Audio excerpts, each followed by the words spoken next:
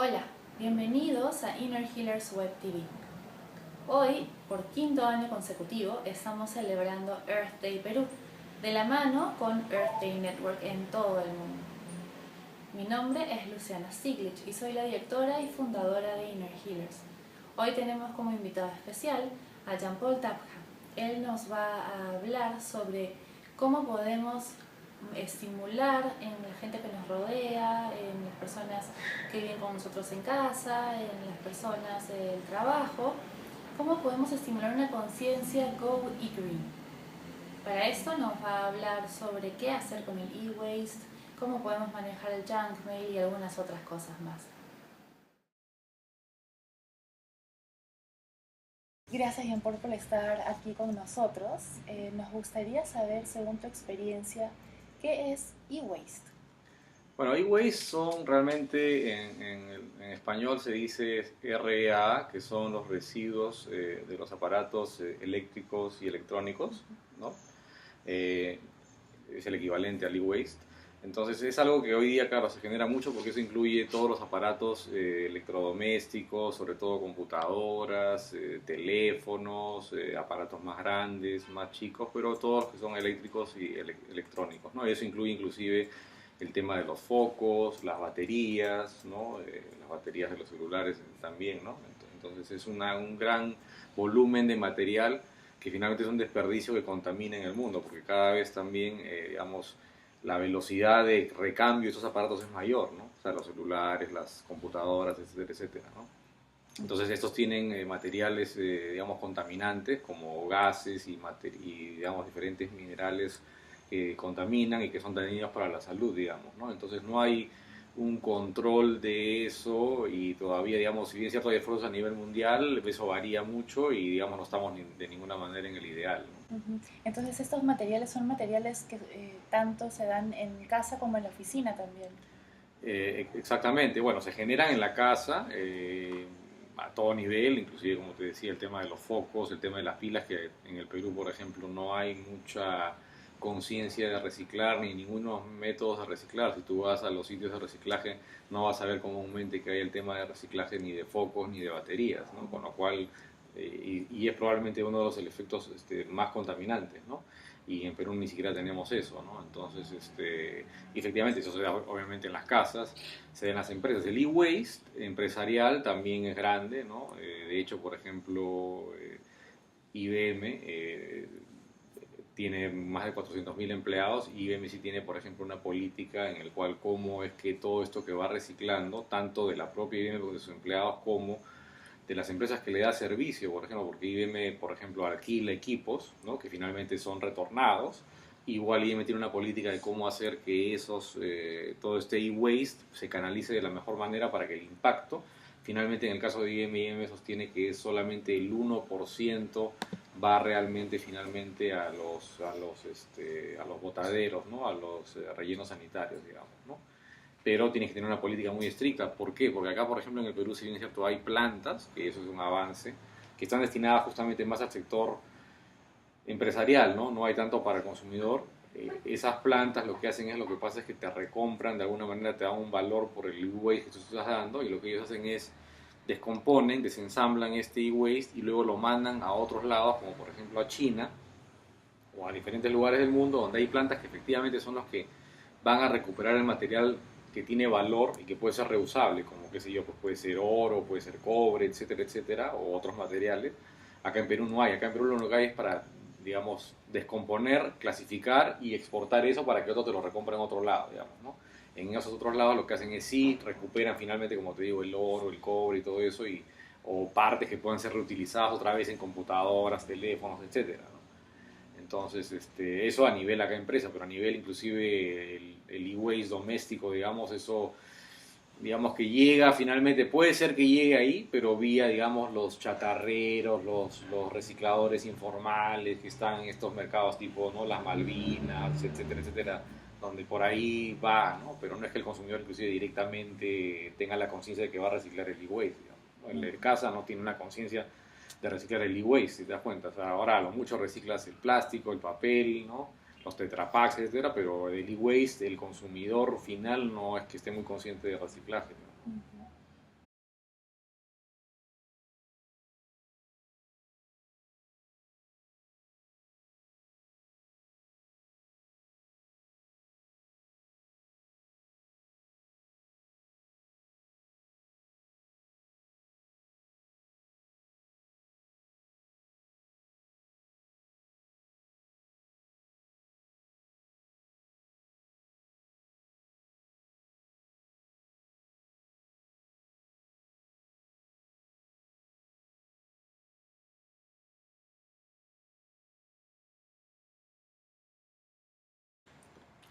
efectivamente el e-waste tiene materiales como el cadmio, el plomo, el mercurio, ¿no?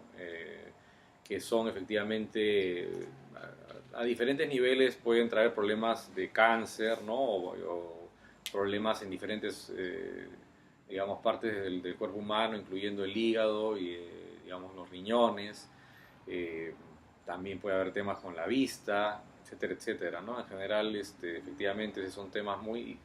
Y por eso decimos que el tema de, por ejemplo, las pilas, las baterías de los celulares, los propios celulares, los focos, por ejemplo, yo creo que en nuestro medio, en el Perú, falta, digamos, que los organismos, entidades, ONGs, las municipalidades se pongan de acuerdo para cómo realmente facilitar eso, ¿no? Porque esos materiales están justamente muy presentes en estos elementos que en el Perú no hay mucha conciencia de reciclaje, ¿no? Entonces, me gustaría que al final un día, cuando vamos a Vivanda, a WOM o a los, digamos, sitios de reciclaje de las municipalidades, ya tengamos esas facilidades de, ¿no? Tener para focos, pilas, baterías, celulares. No sé que Telefónica, por ejemplo, tiene algunos programas donde puedes tú dejar tu celular, ¿no? Pero sería interesante que todas las empresas de telecomunicaciones hagan esto y que Telefónica inclusive lo haga mucho más, ¿no? Porque yo entiendo que existe, pero por ejemplo nunca me he encontrado y tengo ahí en casa un par de teléfonos celulares que los tengo ahí, ¿no? Pero son materiales contaminantes en potencia, digamos, conscientemente los guardo, pero claro, no voy a borrar los celulares toda mi vida en la casa, en el cajón, entonces nosotros tampoco. Y finalmente lo que pasa es que mucha gente finalmente los tira a la basura, ¿no?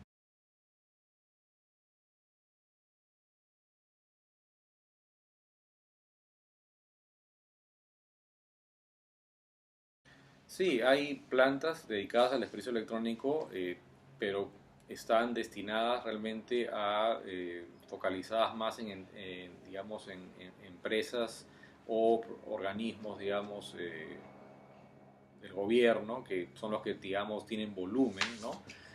Lo que falta efectivamente es cómo canalizar los desperdicios electrónicos de las casas, o sea, que eso debe ir a través de las municipalidades, ¿no? Y llegar finalmente al mismo conducto, pero entonces falta alguien quien realmente aglutine la recopilación de estos materiales para que luego sean llevados a estas plantas que finalmente ellos lo que hacen es como lo descomponen y finalmente lo exportan, porque aquí en el Perú no hay capacidad de realmente de recuperar los materiales que son de valor de esos ¿no? Componentes, pero obviamente es un gran paso tener esas plantas acá, hay dos o tres plantas que hacen esto, ¿no? Pero finalmente falta lo otro, ¿no? En otros países del mundo lo que pasa es que las municipalidades sí tienen programas de reciclamiento de e-waste. Hay, por ejemplo, sitios donde las personas pueden ir y pueden llevar, por ejemplo, cosas que no son del reciclaje común. Obviamente el e-waste no es algo que yo reciclo todas las semanas, pero reciclo eventualmente cada 3 meses botaré una computadora, un celular, entonces hay dos formas, o hay sitios de las municipalidades destinados para que tú vayas y lleves el e-waste, o las municipalidades hacen programas donde dicen tal día va a estar nuestro eh, camión, ¿no?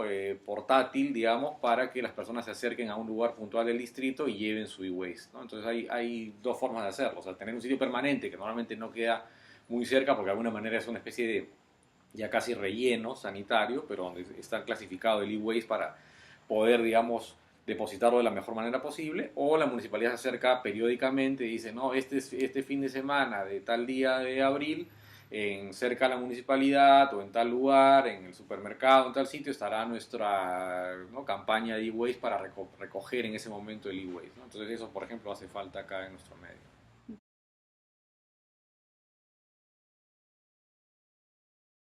Sí, es un poco lo comentaba antes, ¿no? En el Perú no existe una forma estandarizada para que nosotros como personas, digamos, canalicemos nuestro e-waste de la manera más ecológica posible. No está eso fácil. Como comentaba, he visto que Telefónica tiene algunos sitios, unos programas de donde puedo dejar mi celular, pero yo no he visto realmente mucho más y como te digo, no hay para muchas veces rara. En algunos sitios he visto para las baterías, para los focos, sí he visto también, habrá sido muy rara vez, pero no es algo común. Entonces, no hay una forma muy fácil realmente. O sea, que quiere decir que en el Perú realmente el e-waste es, digamos, inclusive el más perjudicial, está siendo, digamos, no muy mal llevado, digamos, ¿no?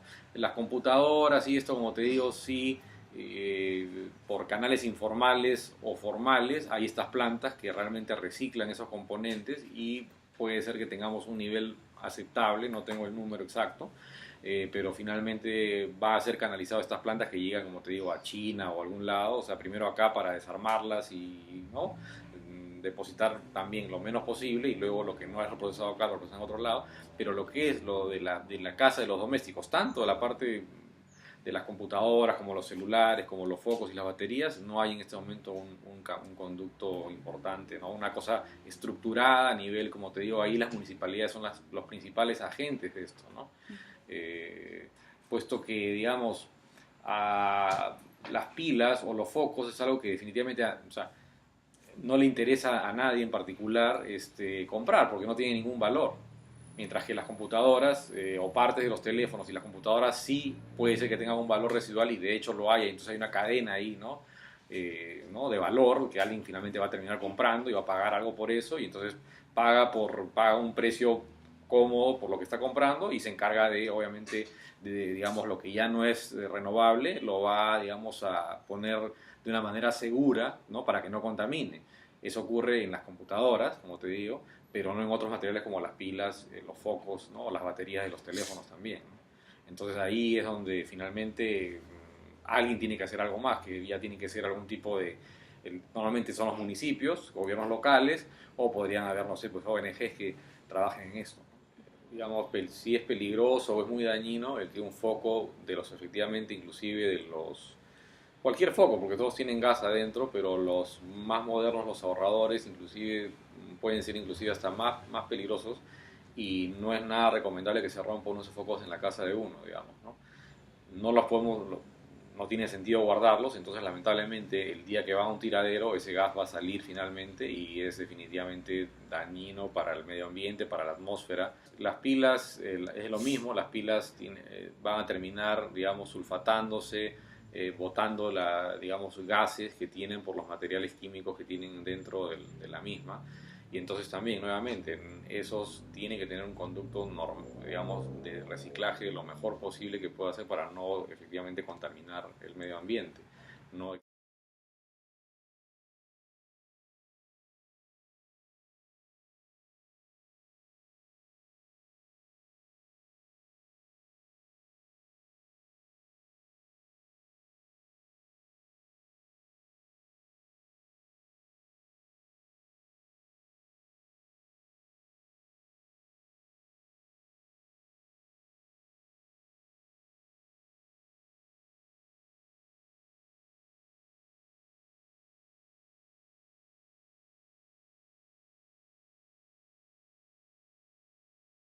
El junk mail, digamos, en el Perú es probablemente importante, no es tan grave como en países como Estados Unidos o Canadá, donde la cantidad de publicidad impresa probablemente sea, no sé, un número bastante mayor que en Perú, probablemente puede ser, no sé, 10 veces más de lo que llega en el Perú.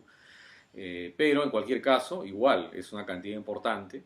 Son toneladas de papel que se imprimen y se botan a la basura, ¿no? Y en la medida, digamos, el papel se va a muchas veces se recicla efectivamente, pero definitivamente hay químicos que entran en el papel, la tinta, que todo eso es muy contaminante.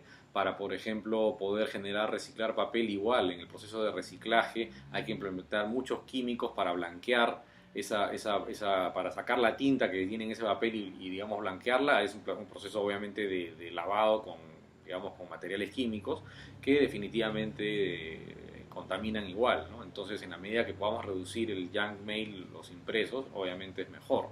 No hay en el Perú los mecanismos efectivamente de impedir o bloquear que se nos entregue junk mail aún, no existe, puesto que los canales de distribución también no son tan estructurados, ¿no? En Estados Unidos, Canadá, Europa, los que distribuyen esta publicidad de alguna manera están, digamos, integrados de tal forma de que efectivamente ellos no van a, si la persona decide que no se le entreguen, ellos no lo van a entregar porque están ya realmente integrados con estos sistemas. Entonces hay esa posibilidad. En el Perú eso en principio no existe, ¿no?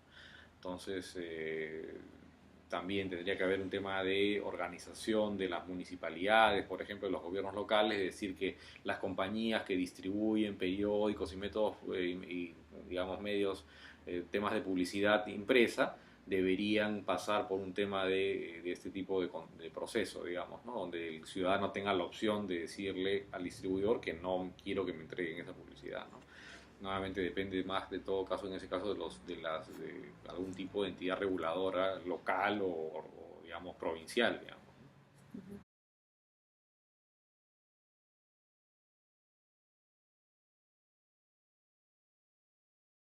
Tener hoy día las capacidades electrónicas, yo creo que perfectamente es un reemplazo al junk mail, o sea, es mucho mejor el e-junk mail, si queremos decirlo, el que estamos recibiendo en electrónico. Efectivamente es molesto, afecta en todo caso nuestra privacidad, pero desde el punto de vista ecológico, eso sería, digamos, si pudiésemos parar completamente el mailing impreso, sería obviamente un buen impacto para el medio ambiente, ¿no? Entonces, efectivamente, un tema que nos afecta a la privacidad porque nos bombardean de correos electrónicos con publicidad, pero para el medio ambiente, digamos, es mucho mejor eso que seguir imprimiendo papel, ¿no? Si vamos más allá, el punto interesante de eso hoy día es que ya la venta de libros impresa, digamos, obviamente viene siendo reemplazada aceleradamente por los libros electrónicos, ¿no? Entonces ahí mismo eso, digamos, finalmente para el medio ambiente es un impacto, porque obviamente estamos hablando en papel, tinta que contamina. Particularmente yo, hasta hace unos años, me suscribía a revistas, o sea, ya ni siquiera eso no es Young Mail, son revistas que yo publico, ¿no? Publicaciones que por interés profesional, de hobbies, etcétera, me llegaba a la casa. Hoy día estoy ya optando por hacer todo eso electrónico, ¿no? Entonces, estoy, digamos, ya efectivamente contribuyendo a no imprimir papel, me ahorro espacio inclusive en la casa como un beneficio colateral, digamos, ¿no? Pero obviamente es tan perfecto leerlo en estas tablets, digamos, ¿no? Que uno tiene, comparado con el impreso, ¿no? Ya hoy día voy básicamente a comprar, qué sé yo, alguna edición particular de un libro o de una revista porque es la versión anual, qué sé yo, pero estoy reduciendo prácticamente a cero la compra de libros o revistas impresas, digamos, ¿no? Con lo cual tiene un lado bueno el tema de la parte digital, ¿no?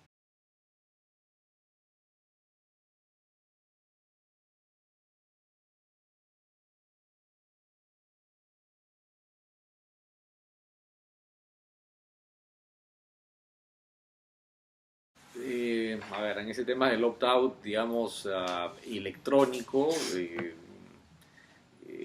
es difícil porque finalmente eso implicaría de que tiene que haber un intermediario regulado, que todas las empresas que envían email tendrían que de alguna manera voluntariamente o bajo una legislación decir que o sea, tendría que haber una regulación de privacidad a nivel de un país que diga usted no le va a poder enviar un correo al ciudadano si es que no pasa por esa lista de verificación. Eso, que yo sepa, no sé si en algún lado existe, pero debe haber una ley a nivel país donde hay ese tipo de, digamos, servicio, y la ley tendría que, digamos, exigir, ¿no?, que por ley hay que ir a esta base de datos de opt-out para no enviar mail, ¿no?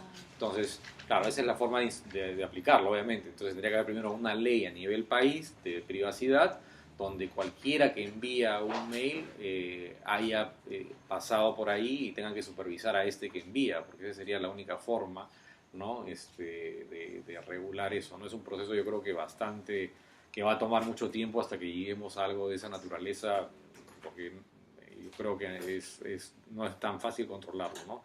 Por ley podría ser, pero habría que llegar a esa ley, ¿no?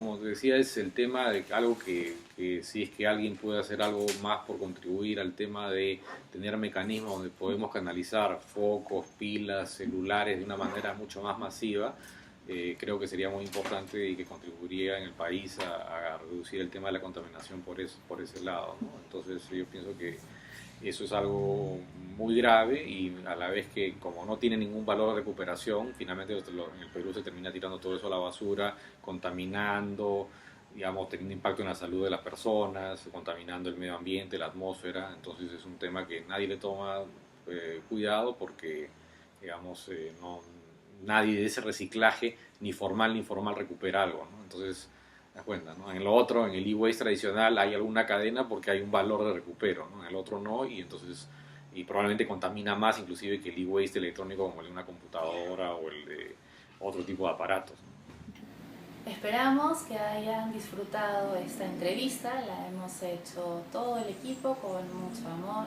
para cada uno de ustedes. Feliz Día de la Tierra.